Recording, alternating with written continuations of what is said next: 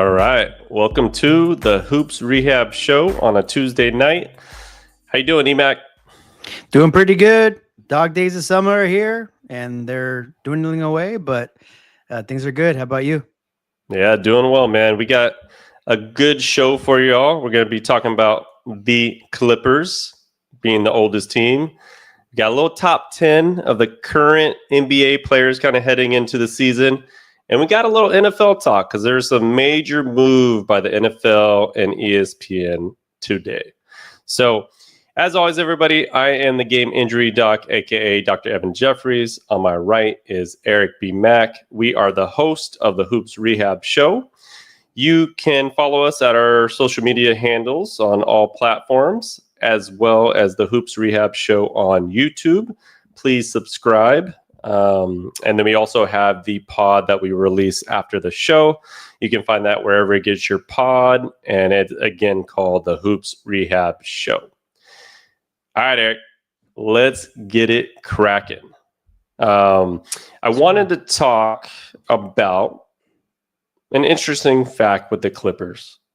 Going into the 25-26 season, they will be the oldest team ever to set court in the NBA.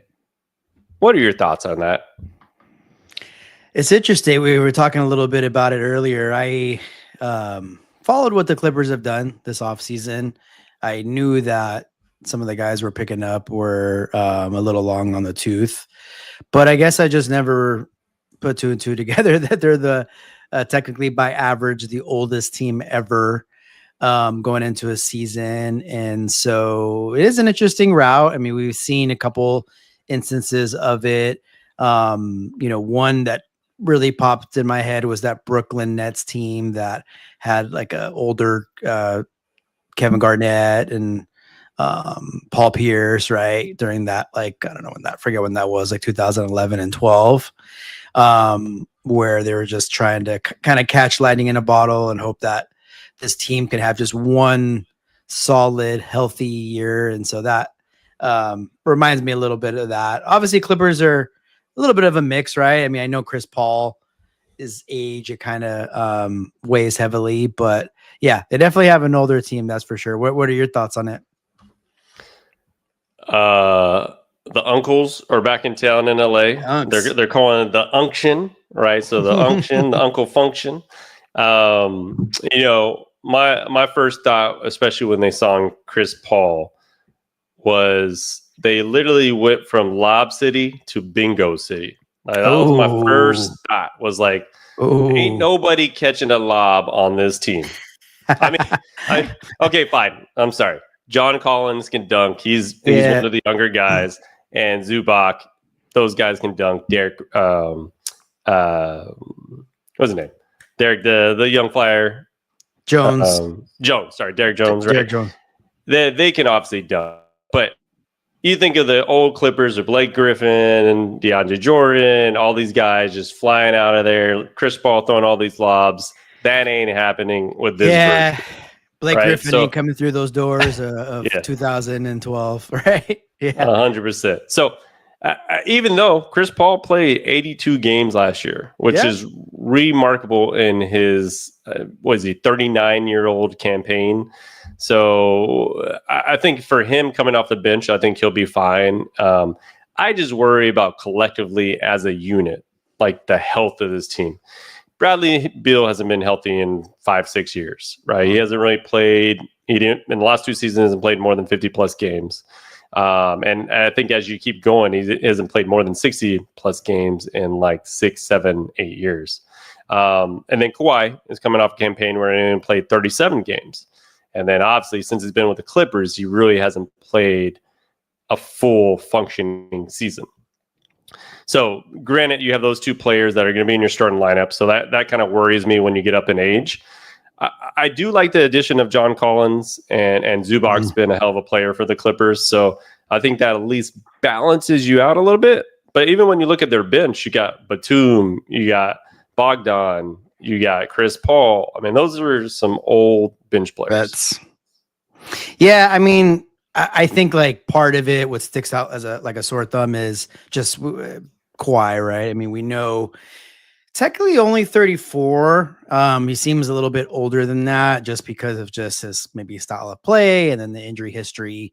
I mean, if we're looking at it from a glass full or half full perspective, I guess I could say is like, I'm sure they're like, hey, like our main core Zubats, John Collins, 27, athletic. James Harden, who is also a little bit older, is pretty, I mean, he pretty much plays almost every game. He's not, injury prone. He's kind of the opposite of Kawhi. So I think they figured them. I think with Kawhi, I think it's the first time in a long time that he's had a healthy offseason. Typically, he had been coming back from some kind of injury, and so he misses the beginning of the year, and it's tough. So, and then, but I just think, yeah, what they can't run and hide from is, just like as you mentioned, that old depth.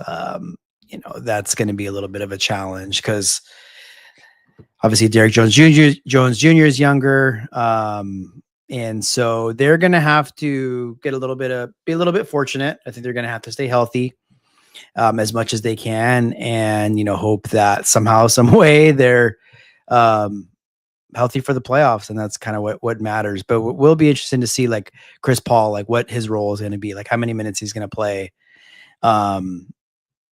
all of them really. So it'll be interesting to see how it unfolds for sure. Yeah, I guess my biggest thing is you just had an OKC team who was one of the youngest teams in the NBA just win a championship. And when you look at the NBA overall, youth is the movement, and all these teams are drafting and developing their team over years, and they're getting better. And I just don't know how much this team could truly compete in the West or just in the NBA in general when it comes to playoff time, right? They may be able to hold up in the regular season and probably grab that 6 to 8 seed. Like that would be my kind of guess with that team. Even though if they play collectively together and they're healthy, that's a pretty good damn team. I just think as the season gets longer, it's going to be so much harder for them to grind away with these younger teams as they get through the NBA season.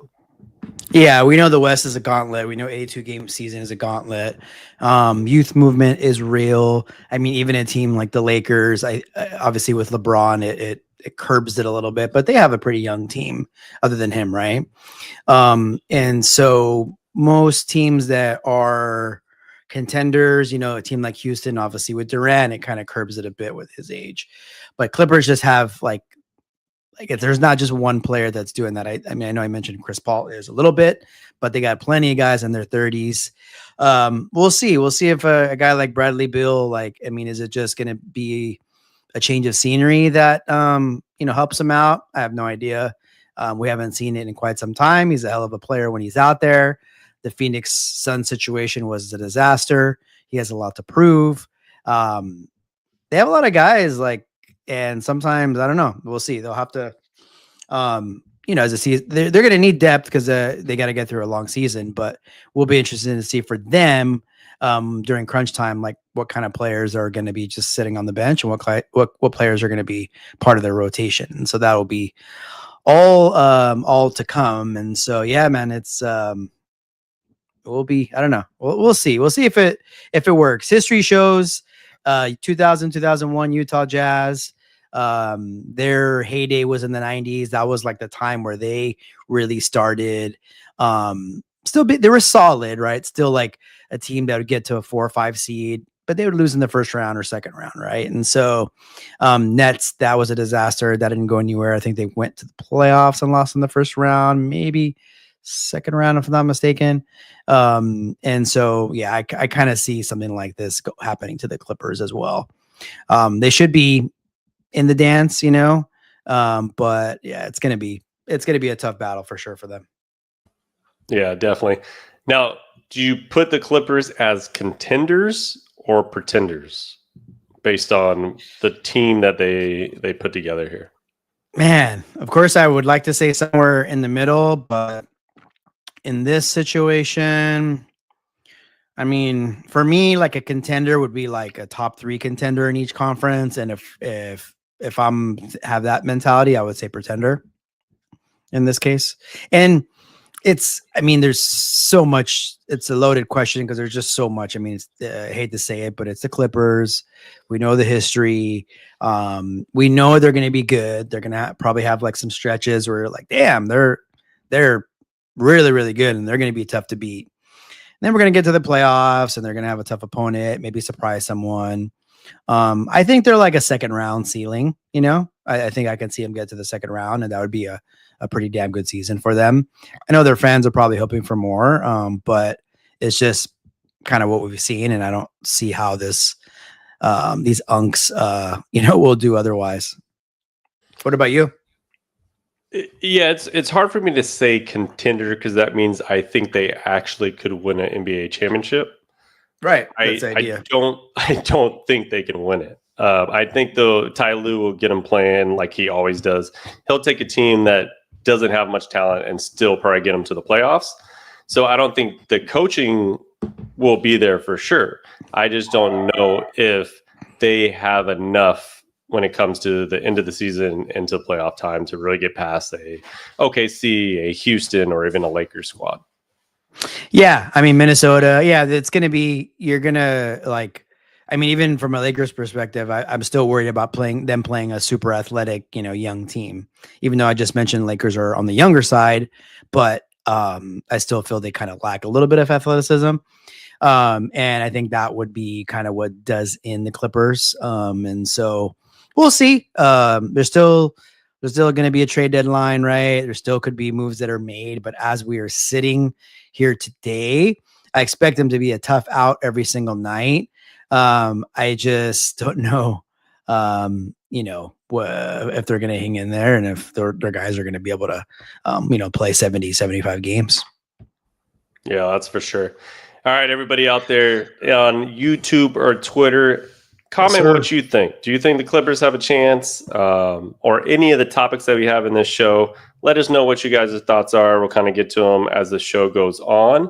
And then also, if you are on YouTube, please hit that subscribe button. If you're watching this live, that'd be greatly appreciated. And we're going to get into the next topic, Eric.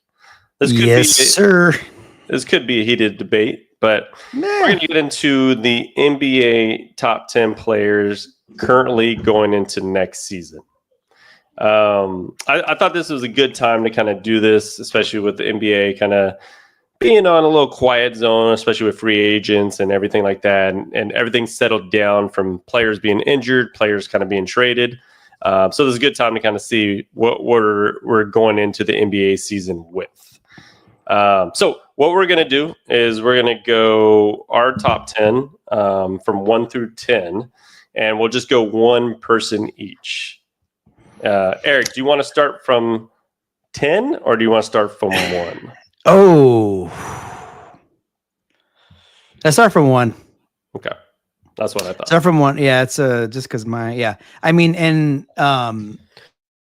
yeah, obviously it's a good time to do it because, like I've mentioned a couple of times, it's a little bit of a lull in the season. And so I must say for my top 10, you may have done the same. What I kind of factored in was not only the player, obviously, but kind of I think about what they mean to their team going into next season. So I think you and I, for example, agreed we would put Jason Tatum in our top 10, right?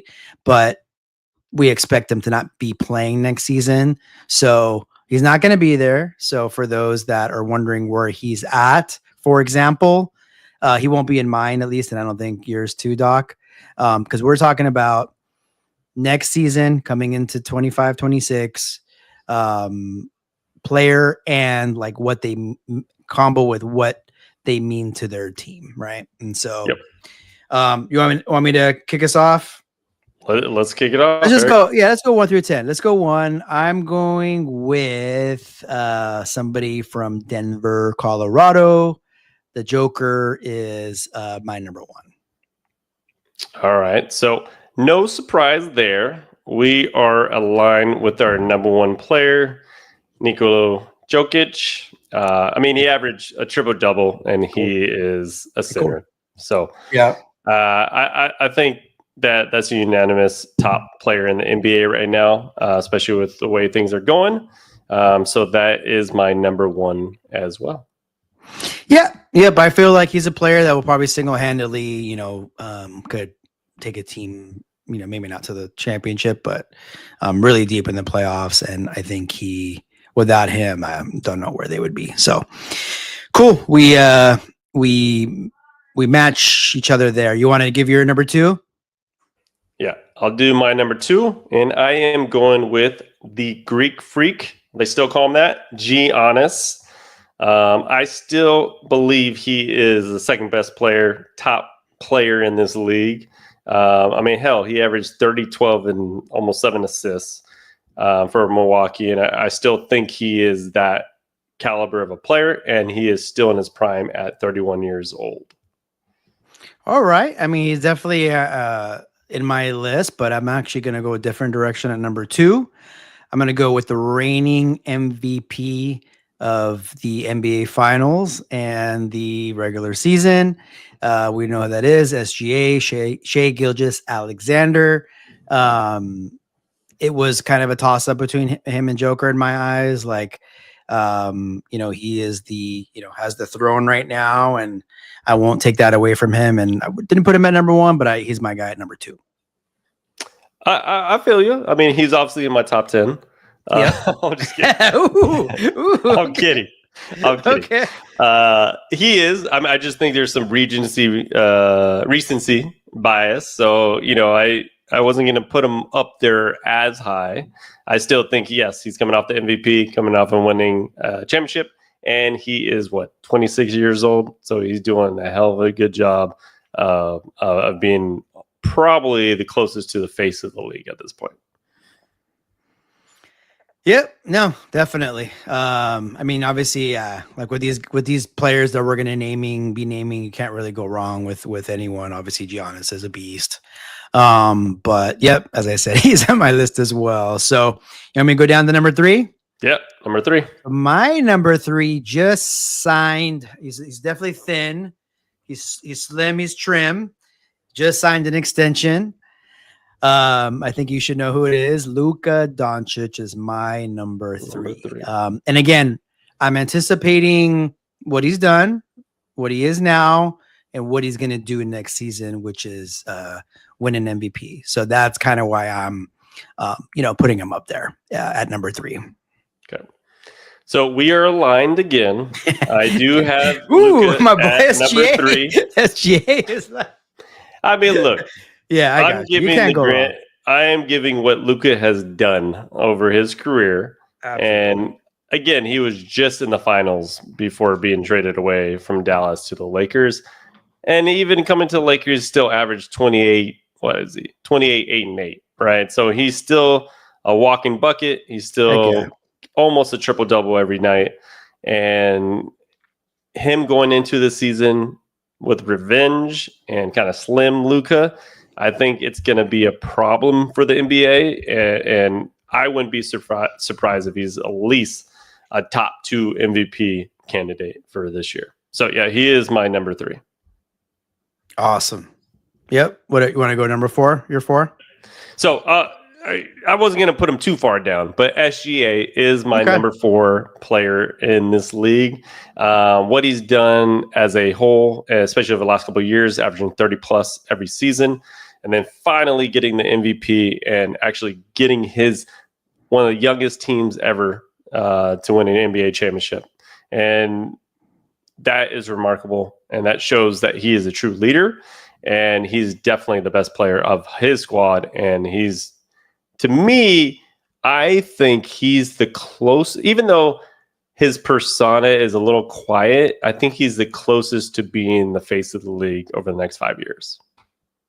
Yeah, I mean, he's got opportunity to do that. And so it's going to be tough for him to beat what he did last year, but he seems to kind of have like you said, kind of personality and just like, I don't know, his game is just going to age, I think, too. So, yeah, obviously he's got to be up there. And so for my number 4, he wasn't going to drop too far. So mine is Giannis. So just all the things that you mentioned, you sometimes forget and you see what kind of numbers he puts up. And I know Milwaukee hasn't been really there since they went to the NBA Finals, but it's not because of lack of play from Giannis. So he's my number 4. Yeah, that makes sense. I mean, essentially, so far we've just flip flopped the Giannis and SGA, which is pretty normal there. So my number 5. Number 5. I wonder if we got the same. I have a little bit of I think it's a surprise. Stephen Chef Curry at number 5. I can't put him any lower in this league. I had to put kind of the younger players for the most part, the most talented players right now. But Steph, if I had to put any of the vets up there right now in the top 10, he's by far my top 5 player. And what he does on a season and just every year, the way he plays, he hasn't had a letdown at all so far. And to be honest, if he didn't get injured in the playoffs and injure his hamstring, I can almost guarantee it. They're beating Minnesota. And at that point, them playing OKC would have been a totally different Western Conference Finals. Yeah, no, definitely hard to take away from what he means to the Warriors. Like year after year, he's 37 now, but he just seems to be kind of getting better with the age, like wine. And so, he's still up there. I'm gonna go like kind of like the complete opposite in terms of like youth movement. So my number 5, Victor Wembanyama. I know. And I'm going with a mix of, I'm going with kind of like, obviously I know he wasn't there last year because of the, was it the blood clots, right? Blood clot, yeah. I just think them in San Antonio, this is year 3. We're going to have a really good season. And I think it's going to be because of Victor. And so I think as long as like, as long as there's health, I think in a couple of years it's going to be his league. And so I just think that's, I'm getting started a little early on it. So I'm it's like a mixture of like, who do I want to start a team with right now with, how, with like, what do I anticipate their progression being next year? So I got my man Victor at number 5. Yeah. All right. I mean, I don't doubt that he's in the list. Yeah. Is he in your? Well, we'll see. Getting to your top 5, I think is a shocker there. Yep. I don't doubt that he's going to be a generational player. I just need a little bit more prove it as far as winning. And Absolutely. So for me, like, he's obviously in his second year. They got a little better, right, than their first year. And then this third year will just be a super prove it year. And if they can make the playoffs this year, I think that puts them in total top 5 category based on how he plays. Just need to kind of see it to believe it first.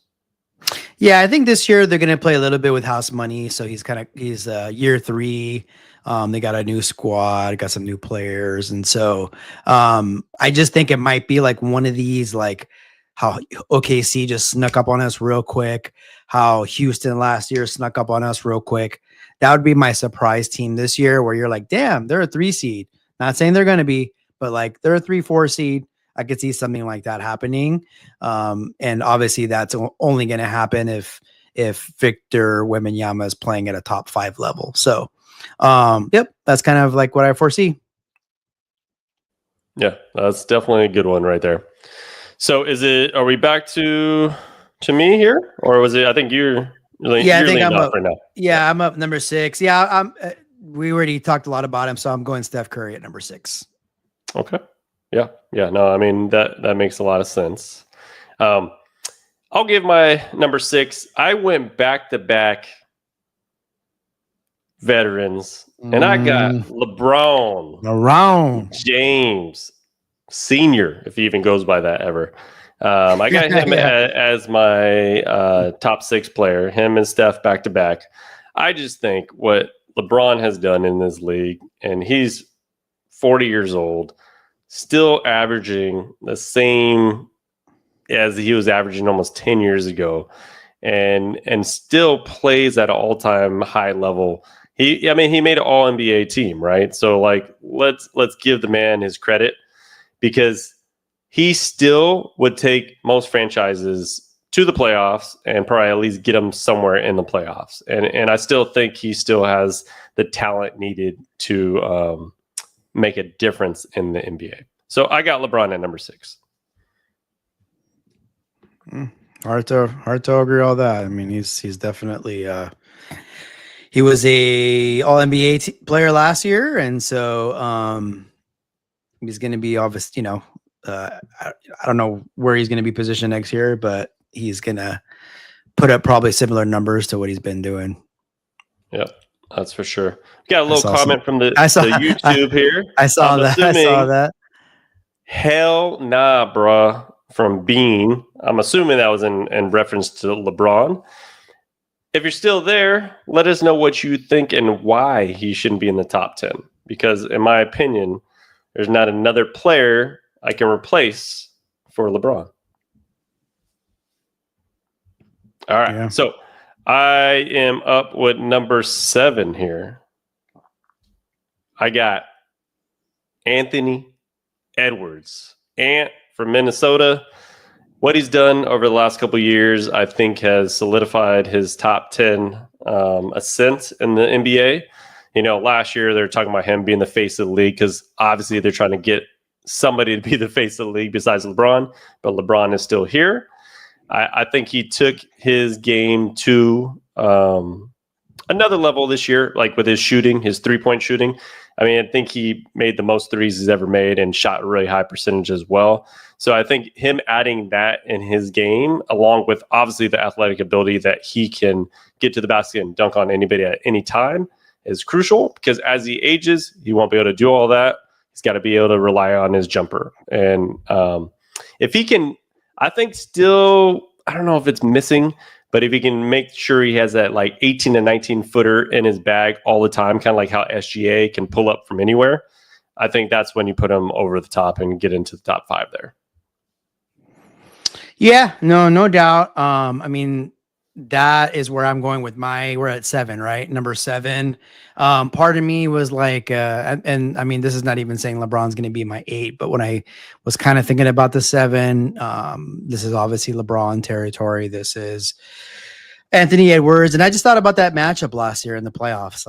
I know it wasn't a one-on-one matchup. There's teammates. There's a lot that went to that, but just younger, more athletic, killer, got it done in the fourth quarter versus LeBron in the fourth quarter. Let's be honest. So, yeah, my number 7, because of all the things that you said, and Edwards. Got it. So we have the same number 7, which is good. I see a little comment here. Luka and Braun is the best duo in the league. What are we talking about? From Rashad Adams. I would probably have to agree because I got them in my top 10. I got Luka at number 3 and LeBron at number 6. And there's no other players on this list of my list that are teammates. So I agree with that statement, Rashard. Yeah, me too. I definitely have LeBron here somewhere in my top 10. And I was thinking about that. I'm like, man, like it's kind of crazy. Lakers have, and everybody could have their own list. Maybe somebody could, in most cases, you'd have the Boston boys or something like that, maybe, or, but it is interesting that out of the top 10 is really only the Lakers, but, we'll see. And I saw somebody say something about, nobody wants to see Luke and Bron in a 7-game series. I mean, we used to say that all the time about LeBron and Anthony Davis. And so I get what you're saying, especially with Ayton. You're right. Good point. Sorry, I was just looking at some of the comments, Rashad Adams. But anywho, we'll see. As Laker fans, we hope you're right. But so we're at number 8 now. Oh, number 8. I think you're on mute, but it's all good. No, you're good. Yeah, okay. Sorry. So my 8, bit of a turn. I'm gonna go with Devin Booker as my number 8. I know. I know. I know. I'm going with the young, still young. Obviously, he got whatever happened in Phoenix. That was it was hard to. It's hard to really quantify kind of like what he means, and I think there's a reason why Phoenix obviously did away with getting rid of who and who. I think it's Devin Booker's team now, and I think they're going to surprise some guys. So I got him as my number 8, and boy, is my number 9 going to surprise you as well. Surprise who, Eric? Yeah, I know. Who are Devin Booker and Jalen Green surprising in the Western Conference? I know. He had Kevin Durant as his Freaking wingman. Durant. Oh, do we have Kevin Durant? Yeah, I think he had Kevin Durant. When I say surprise people, I think they're going to be like in play-in territory, and I know that's not great, but it's definitely better than last year's team. So I don't have anybody in my play-in territory on my list right now, Eric. Is he in your honorable mention at least? that look tells you it all. You're like, oh, I forgot about him. It's not that I forgot, Eric. I did not forget about Devin Booker, and I'm not trying to disrespect him. But if you had Kevin Durant the last couple of years and you can't do anything, and you've gotten every coach, I wouldn't say he's got him fired. Right. Every coach has been fired. You had a chance when you got your team to the finals with Monty Williams, and then that team broke up, and you haven't been back or relevant since. So I thought he was on the trajectory. I just don't see him as a top 10 player at this point. But that's okay. See what happens. So, what are your number? Is this 8? Who's your 8? I just can't believe this dude. I don't know. I mean, I don't know if he's in your top 10, but Jalen freaking Brunson in this NBA. I mean, what he's doing with the Knicks has been remarkable. Just the fact that he's made them relevant again since he's been there. He's been an all-NBA player. I mean, he's so close to getting his team to the finals, I would say. And I just think that his talent at his size, what is he? No more than 6'1". I mean, I hope they don't list him more than 6'1". And just the fact that sheer talent what he's doing in this league is remarkable. So I got him as my top 8 player there. When I said earlier that my list was kind of also based on what they mean for their team, and I'm thinking about an Eastern Conference that's wide open. I'm thinking about what Jalen Brunson can do in leading the Knicks potentially to the finals. That's why I have him as my number 9. And so, all the things you said is why I was trying to figure out where to put him in my top 10. And so I got him at number 9. Yeah, I mean, I was hoping that you at least have him in your top 10 list. But yes, Jalen Brunson is a top 10 player in this league. So my number 9, again, I do have 3 vets on this list, and that is easy money sniper Kevin Durant, because he's still a bad man. Yeah, and I think going to Houston is going to just show that even more, because I think under Aduka, how do you say his name? Ime Aduka, right? Ime Aduka, right? Yeah. I think with him and the lineup that they already have, I think that's going to be a perfect fit, and they're definitely going to do some things this year. So I got Kevin Durant as number 9 until he changes that, because at this point he's still a top 10 player in my eyes going into the season. Yeah, I mean he was definitely weighed on my mind, especially what I see him doing with Houston this year. And so I think like as the season goes on, it might be like, oh yeah, that's right. That's why he is a top 10 player. He was just a hair shy for me. But yeah, he's definitely still, if healthy, Mr. Reliable. Seeing a comment there about KD. Someone was very. We can put this on here. Yeah, Mr. Matthew Harvey. KD is not top 10. Yeah, I mean, some people may think that, and if you have any more reasoning, you could drop a little comment below there. But yeah, KD is still averaging solid points, obviously, because he is one of the best scorers ever to do it in the NBA. Yeah, I'm sure he may say something like he's not a winner or something like that, which I guess sometimes that's like something that people say. But yeah, hey, I mean, it's us putting him in the top 10. I know that the last few years haven't felt that way, but I guess you're probably projecting how the Rockets are going to look with him, and so cool. So that's we're at 9. I'll just tell you my number 10. It's LeBron. So I definitely got him in there, top 10. You're probably like, wait, you didn't say him yet?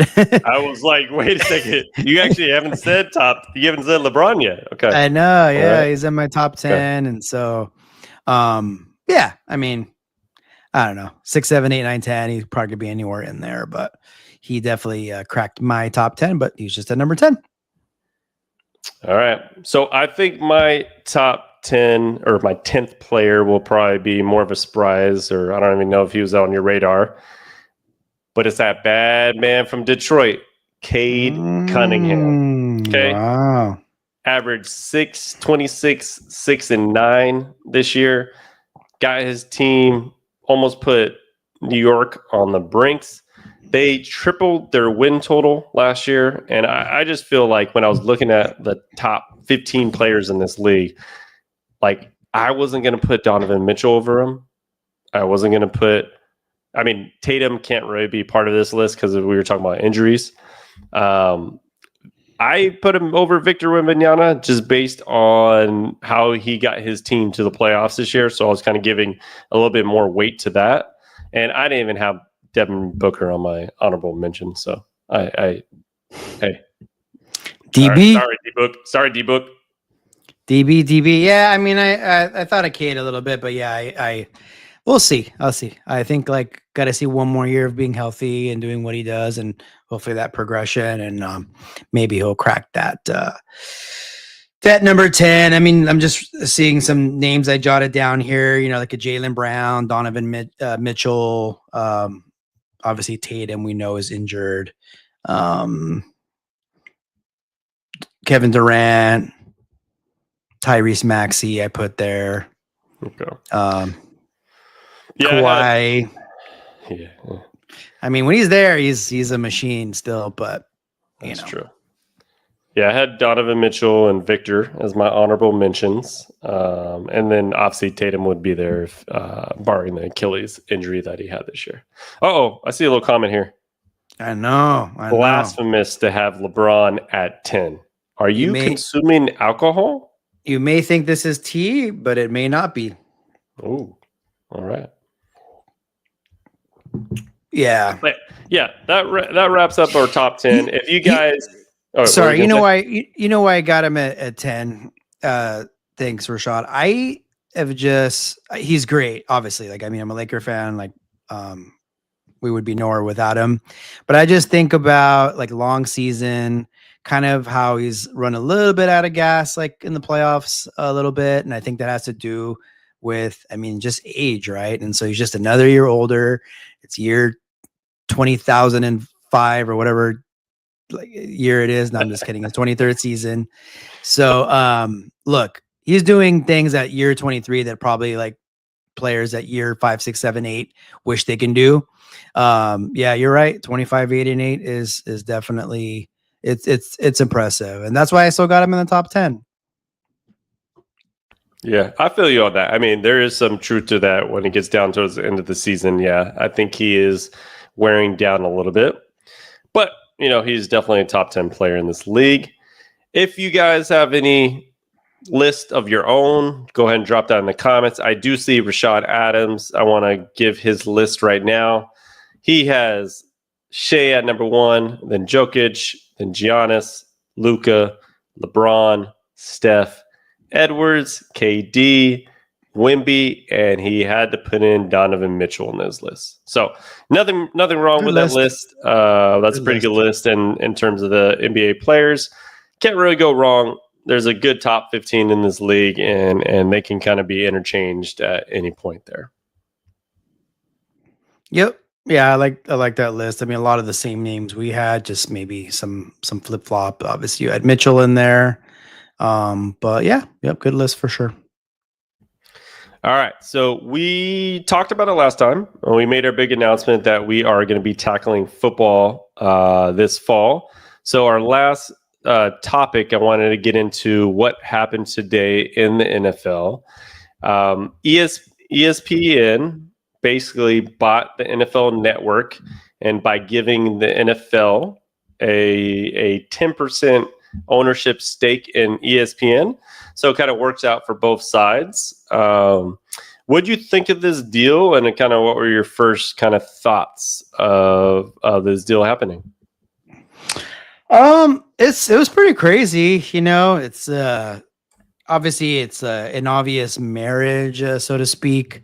ESPN covers the NFL like crazy.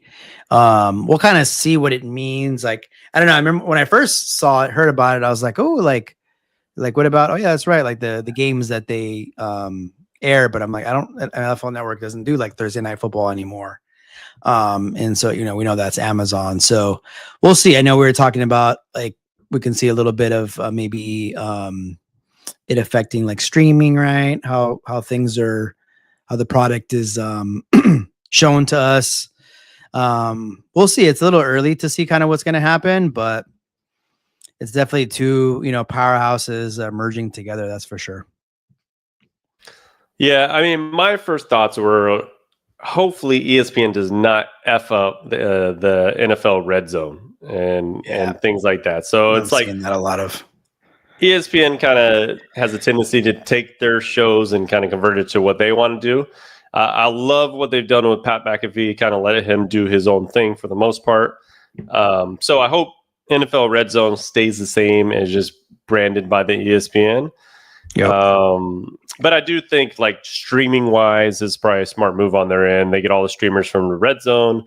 They get all the people that want to watch the NFL Network because they do have some quality shows. As far as like the morning football show is a great show.